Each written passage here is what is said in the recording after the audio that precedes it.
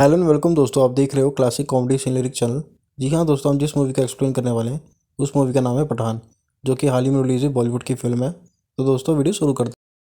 Pathan movie में भी थी। और अब जब इतनी ही तारीफ हो चुकी है, so now without wasting any time चलिए आते हैं इस कहानी की मेन स्टोरी लाइन की तरफ। वक्त दिखाया गया है 5 अगस्त 2019 का। जगह है पाकिस्तान। यहाँ के जनरल अपना रूटीन चेकअप करवाने के लिए जब हॉस्पिटल पहुंचे तो डॉक्टर ने बताया कि आपको कैंसर है और आपके पास सिर्फ 3 सालों का वक्त है। उसी वक्त टीवी पर एक न्यूज आ रही थी कि हिंदुस्तान में आर्टिकल 370 को कैंसिल कर दिया गया है। डॉक्टर का कहना था कि ये तो सरासर पागलपन है, जबकि जनरल का कहना था कि अब जंग होगी। हिंदुस्तान ने खुद अपने पैरों पर कुल्हाड़ी मार दी है। जिसके बाद वो कॉल लगाते हैं एक थर्ड पार्टी कॉन्ट्रैक्टर को, जो कि है एक टेररिस्ट ऑर्गेनाइजेशन जिसका नाम है आउटफिट एक्स। ये सिर्फ पैसों के लिए काम करती है। लीडिंग बाय जॉन इब्राहिम यानी कि जिम। जनरल का जिम से कहना था कि मुझे हिंदुस्तान का सर्वनाश चाहिए, जिस पर जिम उन्हें रिप्लाई करता है कि आपका काम हो जाएगा मगर थोड़ा वक्त लगेगा। वेल, डॉक्टर ने जनरल को ऑलरेडी कह दिया था कि अब आपका लाइफ सर्कल खाली 3 सालों का है, मगर इन 3 सालों में तो जनरल ने हिंदुस्तान को नक्शे से खत्म करने के बारे में ही सोच लिया था। जिसके बाद कहानी यहाँ से आगे बढ़ती है 3 साल आगे और हमें दिखाया जाता है अफ्रीका की एक कंट्री में कई सारे आतंकवादी इलीगल वे में बंदूकें खरीद रहे हैं। वहीं एक शख्स और आया था जिसे एक बड़ी सी मिसाइल खरीदनी थी, जो एक बार किसी देश पर चल जाए तो उसका नक्शे में से नामो निशान मिट जाए। इस मिसाइल की खास बात ये थी कि ये चलने पर रडार में कभी डिटेक्ट नहीं होती और कुछ ही पलों में जहाँ गिरती है वहाँ की सिविलाइजेशन को खत्म कर देती है। ये जगह पूरी तरीके से अवैध यानी कि इलीगल थी। लेकिन तभी डीलर के पास एक इन्फॉर्मेशन आती है कि उन्हें ढूंढता हुआ कोई यहाँ तक आ पहुंचा है, मगर वो इनका कोई नुकसान नहीं पहुंचा पाएगा क्योंकि इस वक्त उसे एक वीआईपी ट्रीटमेंट मिल रहा है। और फिर दिखाया जाता है वीआईपी ट्रीटमेंट, जहाँ पर एक शख्स को कुर्सी पर बिठाकर बहुत ही बुरी तरीके से उसकी धुलाई पिटाई करी जा रही थी, मगर काफी मुक्के और लात घूसे खा लेने के बावजूद भी वो टस से मस नहीं होता और अपने सिर्फ एक सवाल पर अटका था। और यही धांसू एंट्री होती है none other than king Khan Shahrukh Khan की, बोले तो पठान। डीलर के पास आया शख्स भी उससे पूछने लगता है कि आखिर पठान तुम जिंदा कैसे बचे, तुम्हें तो आज से 2 साल पहले जिम ने मरवा दिया था। लेकिन ये सब तो पठान की एक चाल थी। उसने ऑलरेडी रस्सी से अपने हाथों को खोल लिया था और वहाँ मौजूद गुंडों को खत्म करके उस बंदे से एक ही सवाल था कि रुबई कहाँ पर है।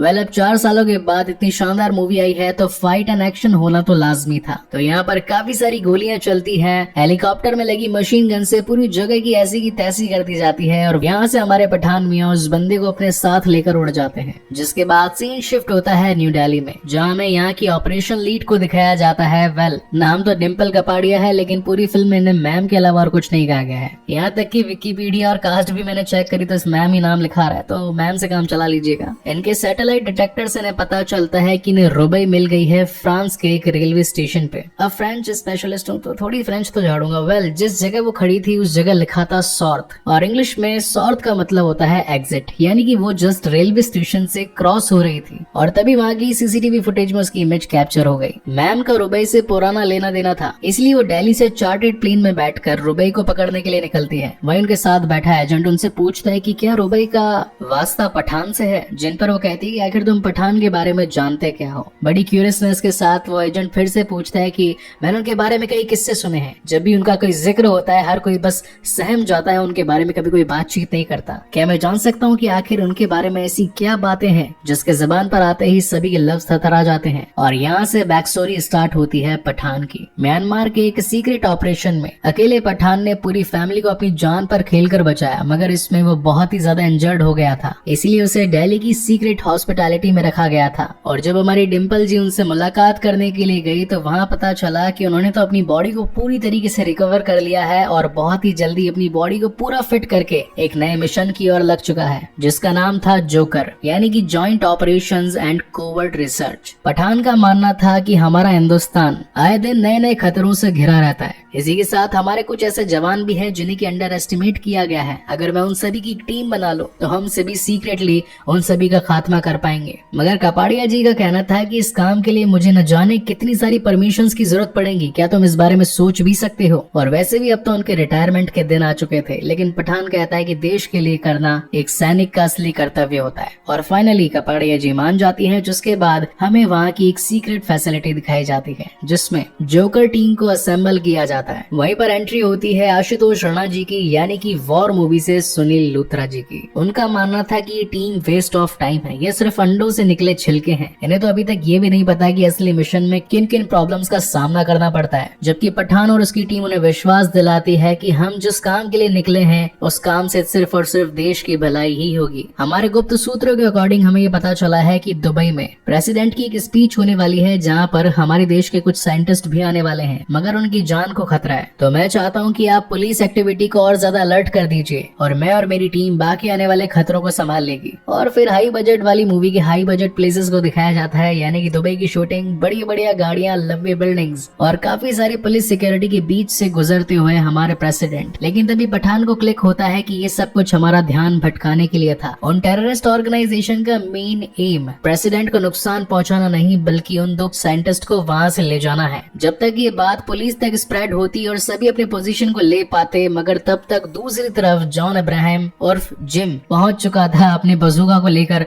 और एक ही शॉट में दोनों साइंटिस्ट की कार के चिथड़े कर देता है और अपने चॉपर को बुलाकर उन दोनों को उसके अंदर डालने की कोशिश करता है। बट मूवी के हीरो मतलब पठान जी कैसे पीछे रह सकते हैं। दोनों के बीच में 1-on-1 जबरदस्त फाइट होती है। वेल फाइट काफी लंबी चलती है, लेकिन कुछ इंपॉर्टेंट थिंग्स हैं जो कि इस फाइट के दरमियान होते हैं, वो एक्सप्लेन कर देता हूँ। जिम एक एक्स रॉ एजेंट रह चुका है, देश के लिए वो मर चुका है और इन्हीं वजह से वीर गति को प्राप्त होते हुए उसे एक मेडल भी मिला था। लेकिन जिस मिशन के दौरान उसके साथ ऐसा हुआ, उसमें उसकी पत्नी और उसका बच्चा भी मारा गया और इसी वजह से अब उसने अपने देश के लिए नहीं बल्कि खुद की जेब भरने के बारे में सोचा और बन गया एक ऐसा कॉन्ट्रैक्टर जो सिर्फ और सिर्फ खुद के फायदे के लिए ही काम करता है, अब चाहे उसमें किसी देश का नुकसान हो या फिर फायदा। हालांकि अपने इस काम में जिम कामयाब तो हो गया था, मगर फिर भी पठान हार नहीं मानना चाहता था और वो अपनी टीम से बात करके उसे पकड़ने के लिए स्पेन पहुंच जाता है। पठान को अपनी टीम से रुबीना खान नाम की एक लड़की के बारे में पता चला था जो कि उनके ग्रुप के साथ काम कर रही थी, इसलिए जब पठान उस पर नजर रखने के लिए जाता है तो पीछे से जिम और उसकी टीम उसे पकड़ लेती है। और अब क्योंकि जिम भैया बहुत बड़े बिजनेसमैन है तो खुद का काम धंधा संभालने के लिए अपने दुश्मन को बिना मारे ही हेलीकॉप्टर में बैठकर निकल जाते हैं और पीछे अपनी टीम को कह देते हैं कि काम संभाल लेना, और काम में हो जाती है गड़बड़। यानी कि यहाँ पर रुबीना जी मिल जाती है पठान जी के साथ में और कहती है कि जिस तरीके से तुम एक सोल्जर हो और यहाँ पर जिम का खात्मा करने के लिए आए हो, वैसे ही मैं भी ISI की एक एजेंट हूँ और पिछले 1 साल से जिम के साथ अंडरकवर एजेंट होकर काम कर रही हूँ। अब इन दोनों का टीम अप तो हो जाता है, लेकिन इनका अगला शिकार था जिम, जो कि पकड़ में कैसे आएगा उस चीज की दोनों प्लानिंग लगाने लगते हैं। तभी इन्हें पता चलता है कि जिम अपनी अगली डिलीवरी 1 हफ्ते बाद लेने वाला है, जिसका नाम है रक्त बीज। ये एक ऐसा केमिकल है जो कि अगर फैल गया आसमान में तो पूरी की पूरी इंसानियत को ही खत्म कर देगा। अब ये रक्त बीज कहीं जिम के हाथ न लग जाए, इसीलिए ये दोनों पहुंचते हैं रशिया। लेकिन यहाँ पहुंचने पर इनके सामने एक सबसे बड़ी चुनौती थी यहाँ का एक सीक्रेट वॉल्ट।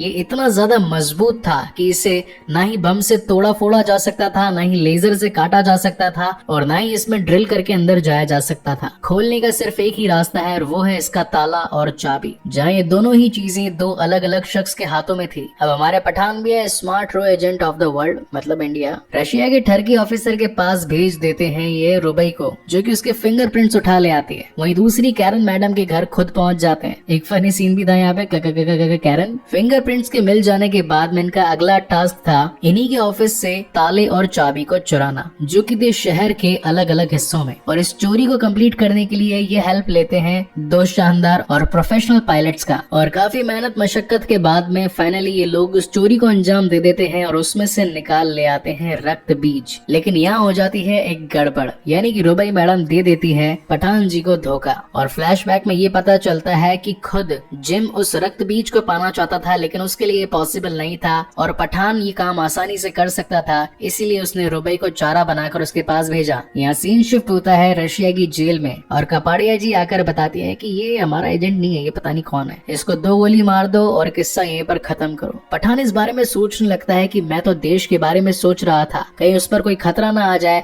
उसे रोकने के बारे में सोच रहा था और आज मेरी ही लाइफ की कोई वैल्यू नहीं। जिसके बाद उसे मेन जेल में ट्रांसफर करने के ऑर्डर्स आ जाते हैं। मगर रशिया, हिंदुस्तानी या फिर कोई और भी जासूस अपने देश के खिलाफ बर्दाश्त तो नहीं करना चाहता था, इसलिए ट्रेन में जाते जाते उस पर कई सारे गुंडों के हमले करवा दिए जाते हैं। पठान पठान जी खूब धुलते हैं। फिर आता है एक दमदार कैमियो, बोले तो सलमान भाई। अब दो बड़े सुपर हीरो हैं तो सुपर फाइट होनी तो बनती है। 15-20 मिनट लंबी CGI वाली फाइट चलती है और यहाँ से हम ऑडियंस को पता चलता है कि ये है टाइगर अभी जिंदा है कि मेन लीड टाइगर, जो कि फाइट को खत्म करने के बाद सबको फोड़ फाड़ देने के बाद में जाते जाते पठान जी से कहकर जाते हैं कि मरना मत, मेरा एक और बड़ा मिशन है, वहाँ तेरी जरूरत पड़ेगी तो आना जरूर। एक पेन किलर खुद खाते हैं, एक पठान जी को देखते हैं, वहाँ से निकल लेते हैं। कहानी वापस से इंडिया में आती है और यहाँ पर डिम्पल कपाड़िया जी पहुंच चुकी होती है पठान के पास में रुबई का फोटो लेकर और बताती है कि हमने इसे फ्रांस में डिटेक्ट किया है। अब पठान जी को तो ऑलरेडी रुबई पर गुस्सा था तो वो पहुंच जाते हैं सीधे फ्रांस और वहाँ पहुंचकर उसे गन पॉइंट कर लेते हैं, जहाँ पर रुबीना खान का कन्फेशन स्टार्ट होता है। बेसिकली उसके मन में उसकी देशभक्ति जाग चुकी थी। जिम जिस काम के लिए उस रक्त बीज का इस्तेमाल करने वाला था उससे कई सारे मासूमों की जान जाने वाली थी और ये बात पहले रुबई को नहीं पता थी और जब उसे बात पता चली तो उसका मन बदल गया और फाइनली उसने पठान के साथ टीम अप कर लिया। इस बीच हमें इन दोनों एजेंट्स की एक बैक स्टोरी भी दिखाई जाती है, जहां पठान बताता है कि आज से कई सालों पहले अफगानिस्तान में एक टेररिस्ट को मारने के लिए उसके मोबाइल में GPS लोकेशन को लॉक कर दिया गया और एक मिसाइल को छोड़ दिया गया, लेकिन बाद में पता चला कि वो इंसान कोई टेररिस्ट नहीं बल्कि एक स्कूल का टीचर है। तो उस जगह को पूरी तरीके से खाली करवाया गया और सिर्फ 1 मिनट बचा था मिसाइल का उस जगह पर गिरने में, मगर पठान ने काफी दिलेरी से उस मोबाइल को आसमान में फेंका और वो मिसाइल उससे जाकर टकराई। हालांकि लोगों की जान तो बच गई, लेकिन 3 महीनों तक पठान अफगानिस्तान के उस छोटे से कस्बे में ही रह गया। मगर वहाँ के लोगों ने उसे सपोर्ट किया और कहा कि तू हमारा बेटा है पठान और तुझे जब भी कभी हमारी जरूरत पड़ेगी हम तेरी मदद करेंगे। वहीं रुबई की बैक स्टोरी दिखाई जाती है कि उसके पिता, जो कि एक आम इंसान थे, रोज अपने काम पर जाते और वापस आते एक बार उन्हें पुलिस ने पकड़ लिया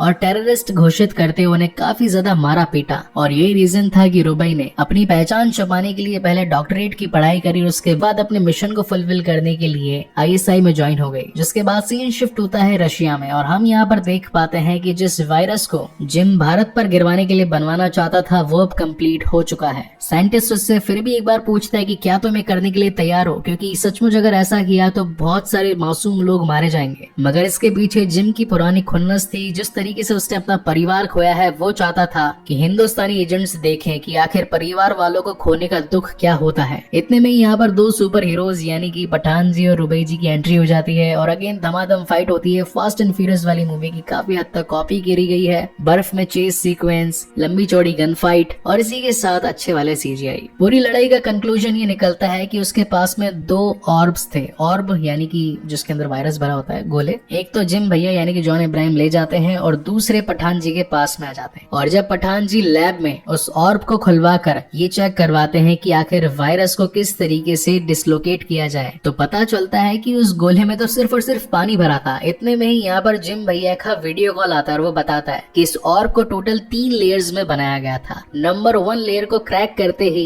नैनो पार्टिकल्स में ये वायरस था जो कि इस ऑर्ब के खुलते ही वहाँ के एनवायरनमेंट में फैल गया। नंबर 2 पर एक ओपन एयर वैक्यूम था जो कि इसे दूर तक स्प्रेड करने में मदद करता है और नंबर 3 पर सिर्फ और सिर्फ पानी था ताकि जब आप मरो तो इस पानी को पीकर मर जाना। इसी के साथ जिम उस वायरस के फैल जाने के बाद में इंसान के शरीर में होने वाले दर्द को भी मापता है, यानी कि अगर पेन को स्केल किया जाए 0 से लेके 10 तक तो इस वायरस को अगर शरीर में इंजेक्ट कर दिया जाए तो उस इंसान को स्केल 13 या 14 का पेन होगा। उन सभी साइंटिस्ट में मैम यानी कि डिम्पल जी भी शामिल थी और धीरे धीरे करके उनके सूट्स, उनकी बॉडी पर भी उस वायरस का इफेक्ट होने लगा था। रक्त बीज से निकले इस वायरस का नाम था स्मॉल पॉक्स। हालांकि काफी सालों पहले फैले इस बड़ी सी महामारी ने हजारों करोड़ों लोगों की लाशें बिछा दी थी, मगर अब हर देश के पास में इस स्मॉल पॉक्स का इलाज था। लेकिन जिम भैया इतने बुद्धू थोड़ी न थे। पिछले 2 साल से उन्होंने जिस साइंटिस्ट को इस काम पर लगा रखा था उसका काम था इस वायरस को म्यूटेट करना। ये वायरस जहाँ पर भी गिरता सिर्फ 3 घंटों में ही अपने पेशेंट को इन्फेक्ट करके उसकी जान ले लेता। यानी कि अगर ये किसी शहर में गिरा और कोई इंसान अगर उस शहर से 3 घंटे से पहले बाहर नहीं निकल पाया तो यानी कि वो बीमारी इस पूरे शहर को खत्म कर देगी। और अब क्योंकि इस लैब के इस बड़े से ग्लास कंटेनर में ही ये वायरस अवेलेबल था तो यहाँ के साइंटिस्ट अपने आप को कुर्बान कर देने के लिए तैयार थे ताकि ये वायरस और बाकी जगह फैलकर बाकी लोगों को इन्फेक्ट ना करे। और यहाँ से आती है कहानी प्रेजेंट टाइम में, यानी कि जिस शख्स को पठान शुरुआत में हेलीकॉप्टर से लेकर भागा था, उसकी धुलाई पिटाई करी जाती है और पूछा जाता है कि अब बता जिम अपने वायरस और मिसाइल का इस्तेमाल कौन से देश पे कौन सी जगह पर करने वाला है। हालांकि बंदे को ये तो नहीं पता था कि वो मिसाइल किस जगह पर गिरने वाली है, मगर उसे ये पता था कि उसे लॉन्च कहाँ से करने वाले हैं। वो जगह थी अफगानिस्तान। इसीलिए पठान मियां अपनी टीम के साथ पहुंच जाते हैं अफगानिस्तान बड़ी ही शानदार एंट्री के साथ। बेसिकली इस वक्त लाहौर के कमांडर जिन्होंने आज से 3 साल पहले हिंदुस्तान को खत्म करने का सौदा किया था, वो आज अपनी डिलीवरी लेने के लिए आए थे इस रक्त बीज वायरस की। लेकिन इस वायरस के कुछ इन्फेक्टेड मरीज अफगानिस्तान के एक छोटे से शहर में मिले तो जनरल कमांडर गुस्सा हो गए कि तुमने तो कहा था कि ये सिर्फ मुझे मिलेगा, तो आखिर ये कोई और यूज कैसे कर सकता है। तो जिम भैया अपने कुछ सैनिक वहाँ पर भिजवाते हैं, चेक करवाते हैं कि भाई क्या दिक्कत हो गई, मेरे यूज करने से पहले वायरस किसने यूज कर लिया। लेकिन ये सब कुछ पठान की एक चाल थी। ये वो शहर था जिसकी उसने आज से कई सालों पहले मदद करी थी। ये लोग उसके परिवार थे और इन्हीं सभी बातों का फायदा उठाकर पठान मियां ने उन आने वाले सैनिकों के कपड़े पहनकर खुद ही जिम को पकड़ लिया। अब एक्शन मूवी है तो अगेन धुलाई पिटाई, और इस बार तो दीपिका पादुकोण यानी कि रुबई जी भी कैसे पीछे रह सकती थी, तो केजीएफ के रॉकी बनकर बड़ी वाली मशीन गन को उठाकर धड़ धड़ करके पूरी जगह की ऐसी की तैसी कर देती है। लेकिन जिम मॉरिसन मतलब जॉन इब्राहिम, उनके गेम के अगले पत्ते क्या होने वाले हैं ये किसी को भी पता नहीं होता था। इस वक्त जो सबसे बड़ा वायरस था वो उस मिसाइल में था ही नहीं। जिम ने उस वायरस को ऑलरेडी दिल्ली जाने वाली एक फ्लाइट में छिपा दिया था और उस वायरस का रिमोट कंट्रोल अपने कंधे पर लगा लिया था। अब जहाँ एक तरफ पठान की टीम उस बड़ी सी मिसाइल को रोकने की कोशिश कर रही थी, वहीं दूसरी ओर पठान यहाँ पर जिम का सामना कर रहा था। दोनों के बीच वापस से मस्त फाइट होती है। मीनवाइल दिल्ली में लैंड होने वाली फ्लाइट आने वाली थी और वक्त बचा था सिर्फ 2 सेकंड, यानी कि अगर टाइम खत्म तो वायरस पूरी की पूरी प्लेन में फैल जाता और जिन लोगों में फैलता वो आकर बाकी लोगों को भी इन्फेक्टेड कर देते, जिससे पूरा का पूरा शहर कुछ ही घंटों में खत्म हो जाता। अब जैसे कि एंड गेम में डॉक्टर स्ट्रेंज टोनी स्टार को कहते हैं कि यही आखिरी मौका है, तो वैसे ही लूथर जी हमारे पठान को कहते हैं कि यही आखिरी मौका है, तो वो भी बिल्कुल चक्कू के नोक पर घुस जाते हैं और उस बटन को दबाने से पहले रोक देते हैं। और इसी के साथ एक बड़ा हादसा टल जाता है, यानी कि जो लोग उस वायरस से इन्फेक्ट होने वाले थे उन सभी की जानें बच जाती है और पठान जी अपने आखिरी दुश्मन को भी खत्म कर देते हैं, मगर जाने से पहले उसकी वीर गति वाला मेडल रख लेते हैं, जिसकी असली हकदार और कोई नहीं बल्कि उनकी मैम डिम्पल कपाड़िया जी थी, जिनका असली नाम या फिर उनकी डेजिग्नेशन पता नहीं चली मूवी में। अगर आप लोगों को पता चली हो तो प्लीज कमेंट सेक्शन में जरूर बताइएगा। Well coming back to the main story, Luther ji आते हैं पठान जी के पास में और एकदम बिल्कुल एवेंजर असेंबल वाली स्पीच देते हैं कि हमें वापस से टाइगर और कबीर को इस गैंग में लाना पड़ेगा और देशों दुनिया से हमारे भारत को बचाना पड़ेगा, जिसमें तुम सभी की हेल्प लगेगी। और इसी तगड़े सस्पेंस के साथ ये शानदार कहानी यहीं पर खत्म होती है। तो दोस्तों आपको ये वीडियो कैसी लगी कमेंट करके जरूर बताना और दोस्तों हमारे चैनल को सब्सक्राइब कर देना, वीडियो को लाइक कर देना। Thanks for watching.